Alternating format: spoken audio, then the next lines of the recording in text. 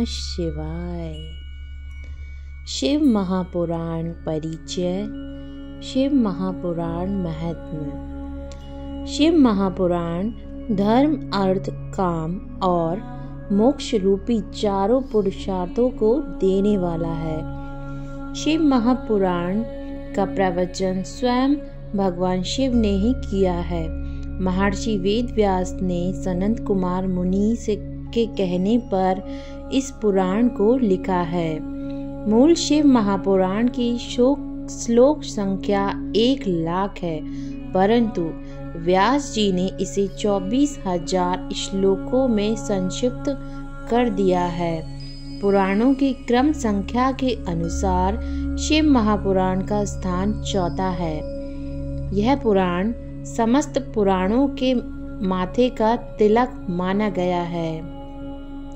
इसमें वेदांत, विज्ञान में तथा निष्काम धर्म का उल्लेख है। साथ ही इस ग्रंथ में श्रेष्ठ मंत्र समूह का संकलन है। जो बड़े आदर से इसे पढ़ता और सुनता है वह भगवान शिव का प्रिय होकर परम गति को प्राप्त करता है।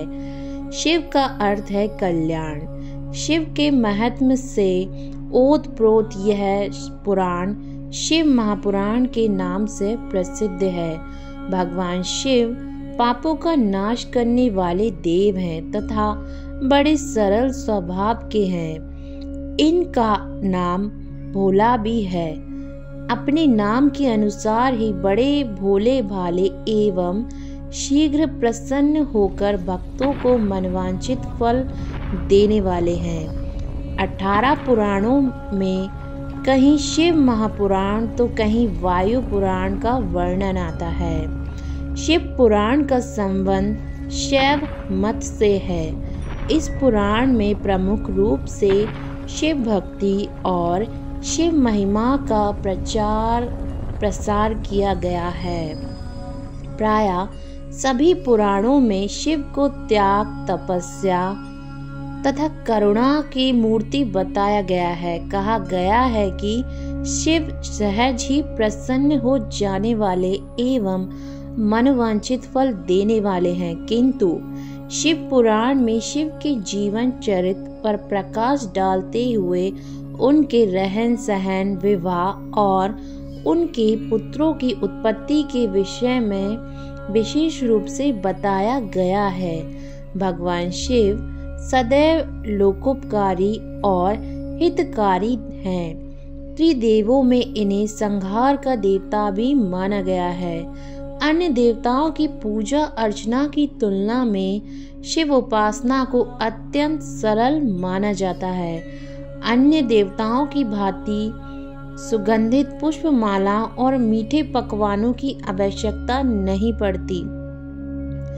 शिव तो स्वच्छ जल, बिल्व पत्र और खाए जाने वाले पौधों, फल तथा धतूरा आदि से ही प्रसन्न हो जाते हैं। शिव को मनोरम वेशभूषा और अलंकारों की आवश्यकता भी नहीं है।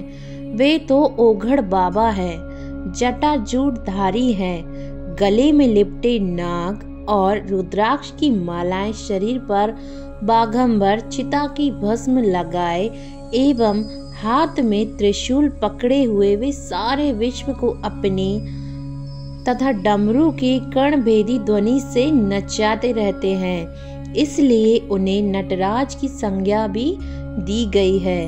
उनकी वेशभूषा से जीवन और मृत्यु का बोध होता है। सिर पर गंगा और चंद्र जीवन एवं कला के गौतम हैं। शरीर पर चिता की भस्म मृत्यु की प्रतीक है। यह जीवन गंगा की धारा की भांति चलते हुए अंत में मृत्यु सागर में लीन हो जाता है।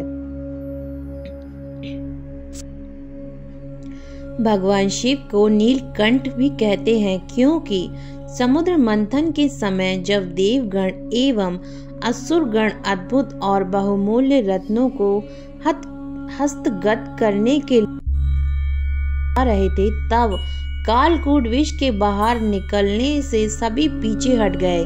उसे ग्रहण करने के लिए कोई तैयार नहीं हुआ। तब शिव ने ही उस महाविनाशक विष को अपने कंठ में धारण कर लिया। तभी से शिव नीलकंठ कहलाए, क्योंकि विष के प्रभाव से उनका कंठ नीला पड़ गया था। ऐसे परोपकारी और अपरिग्रही शिव का चरित्र वर्णित करने के लिए ही इस शिव महापुराण की रचना की गई है। यह शिव महापुराण पूर्णतः भक्ति ग्रंथ है। इस पुराण में कलयुग के पाप कर्म से ग्रसित व्यक्ति को मुक्ति के लिए शिव भक्ति का मार्ग सुझाया गया है।